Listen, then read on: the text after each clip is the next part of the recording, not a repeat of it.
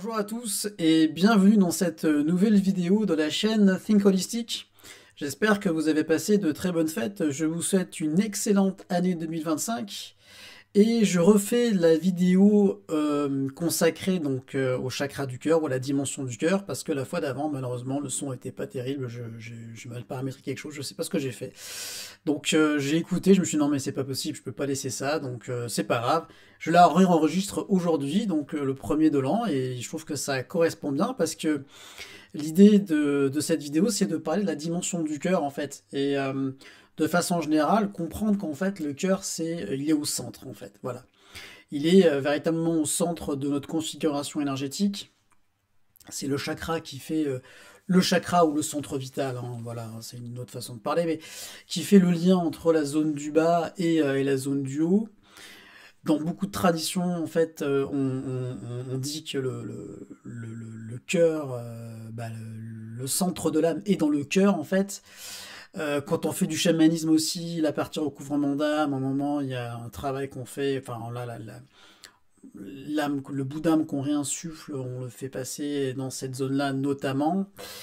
Donc le cœur, ben voilà, c'est le cœur justement, quoi. C'est le noyau, c'est le centre de notre être et il a une importance fondamentale et il faut bien comprendre en fait qu'on a besoin de réactiver cette zone de façon positive et c'est un peu l'idée de la vidéo. Voilà. Je pense que vous avez déjà noté que dans beaucoup de cultures orientales, notamment en Inde, mais également aussi en Thaïlande, il faut savoir que la Thaïlande, il y a une forte influence hindouiste aussi, hein, bien que c'est un pays bouddhiste. Et vous savez, il y a ce signe en fait, ce signe, on va dire universel en fait, c'est vraiment le signe de la prière. On appelle ça aussi un mudra, on va dire le mudra de la prière, le mudra Atmanjali en, dans la tradition hindouiste.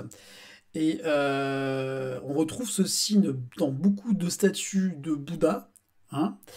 Et voilà, c'est vraiment le signe universel de la prière, ou plutôt du recueillement. Parce que moi, quand j'entends prière, j'entends recueillement, j'entends connexion à une énergie supérieure, en fait. Et dans le cadre de ce que je pratique, pour moi, cette énergie supérieure, c'est, on va dire, l'énergie universelle, en fait. Donc, on pourrait dire le chi de l'univers dans la tradition du Qigong.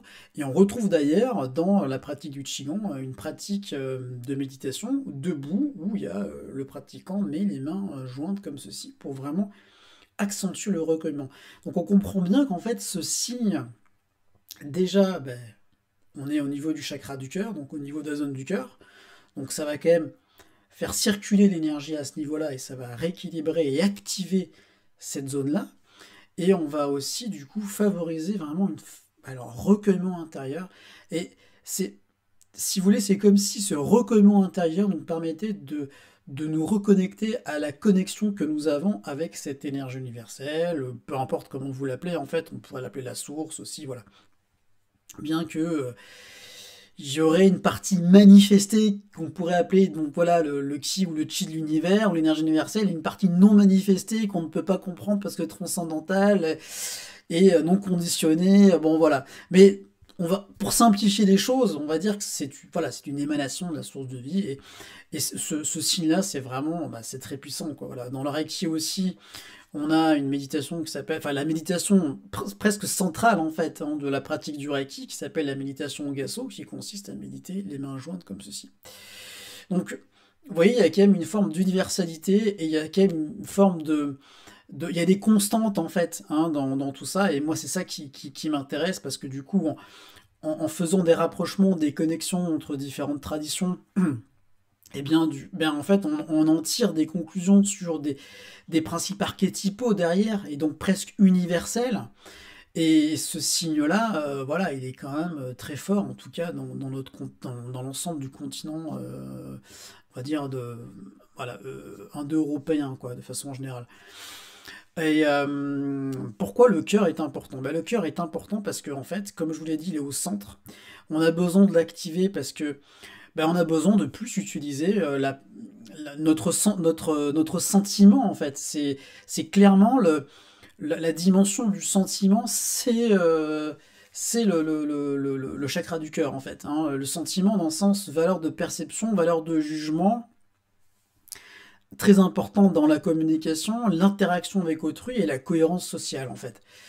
Et je pense que dans notre société, on aurait énormément besoin de retrouver une forme d'approche vis-à-vis de tout ça, qui existe pour l'instant uniquement, on va dire plutôt qui existait uniquement à travers la tradition que nous avons chez nous, la tradition chrétienne, qui a des très bons côtés, donc notamment avec ce côté spirituel qui est là, hein, un côté mystique aussi chez certains chrétiens, avec des écrits très intéressants. Voilà, mais je vais pas rentrer dans le détail par rapport à la religion, tout ça dans cette vidéo. En tout cas, chez nous aussi, on a comment dire, cette impression-là, cette valeur positive-là, malheureusement, elle est un petit peu trop connotée, en fait, euh, par ce contexte-là, et on en oublie qu'en fait, quelque part, cette notion-là est fondamentale et importante, en fait.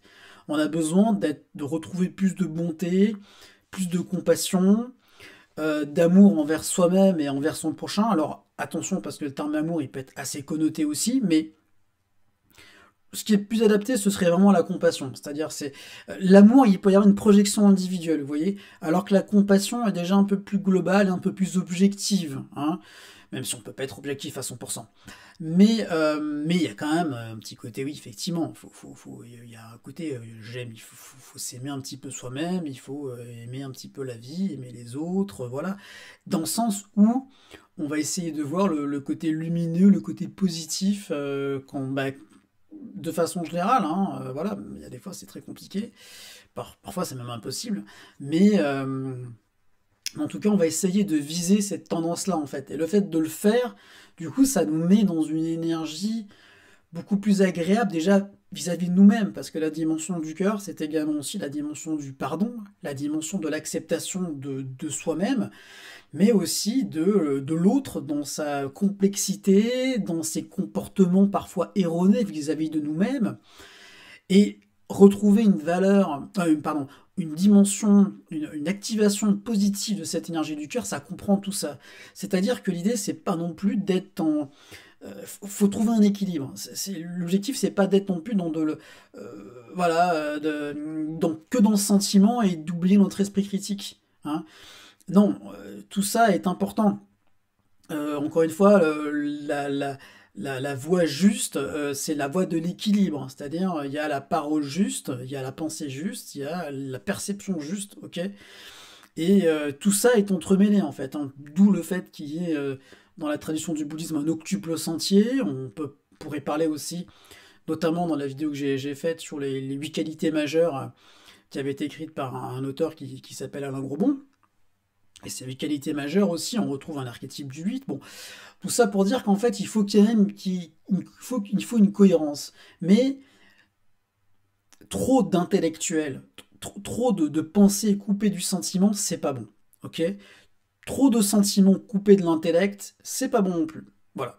Les deux ont l'air d'être complètement antinomiques, et on pourrait se demander mais comment faire pour les réunir en fait, comment faire pour les concilier. Eh bien c'est possible, c'est possible, il suffit de savoir en fait ce qu'on doit favoriser en nous, et après d'adapter par rapport au contexte dans lequel on est. Et parfois effectivement ça va passer pour moi je pense par un travail énergétique, c'est-à-dire ça peut être la méditation, Bouddha de la prière ou autre, mais au bout d'un moment il va falloir en fait dégager cette zone, surtout si elle a été meurtrie par des problématiques, des formes de trahison, enfin il y a beaucoup de lourdeur qu'il peut y avoir dans cette zone-là, hein, parce qu'on ne s'en occupe pas forcément dans notre société, même pas du tout. Mais en la dégageant et en faisant mieux fonctionner le chakra du cœur, du coup, ça va équilibrer tout le reste, en fait. Moi, d'ailleurs, c'est un peu grâce à ça que j'ai, euh, pour moi, terminé la boucle par rapport à la régulation que j'ai eue vis-à-vis de la maladie que j'ai eue, la maladie de Crohn. C'est quand j'ai commencé à intensifier non pas seulement mon travail énergétique au niveau du ventre, là où le symptôme se manifestait, mais au niveau du chakra du cœur, parce que le chakra du cœur, il est relié au thymus. Et le thymus est une petite glande endocrine qui est très développée chez le jeune jeune bébé qui va, à mesure qu'on grandit, va rétrécir et on aurait tendance à sous-estimer son importance, mais en fait, c'est l'école des lymphocytes. Et donc, peut-être que, voilà, énergétiquement, quand on travaille sur cette zone-là, on travaille sur le thymus, peut-être qu'on pourrait effectivement, voilà. Ça pourrait en tout cas avoir une influence. En tout cas, moi, que ce soit l'autoconditionnement ou pas, peu importe, je vais pas rentrer dans le débat là-dessus dans cette vidéo-là.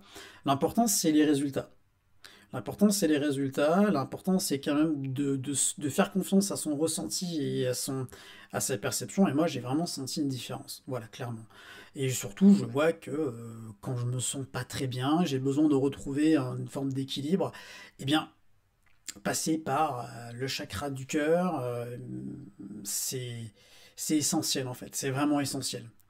Donc voilà, c'était le message que je veux vous faire passer pour cette nouvelle année.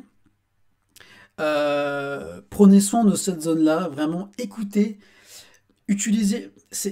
On parle des yeux du cœur en fait, dans la tradition des Lakota, Chante Ishta, l'œil du cœur, la perception, ça revient tout le temps. Et essayons de percevoir plus avec le cœur, avec une forme de respect, de compassion par rapport au vivant, tout en voyant les choses. Hein.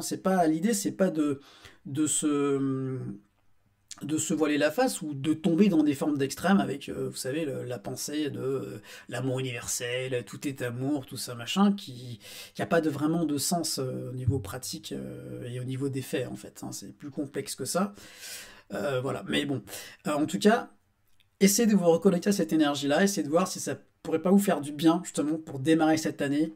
Voilà, moi je vous invite vous pouvez pratiquer hein, si vous voulez cette forme de méditation. Vous n'êtes pas obligé d'être initié au Reiki, voilà, dans le cadre d'une petite méditation que vous faites chez vous, ou vous avez besoin de pendant un petit moment pour vous faire du bien et tout, bah voilà, petite méditation comme ça avec les mangeantes au niveau du cœur, et puis essayez de faire une introspection et de faire la paix avec vous-même, voilà.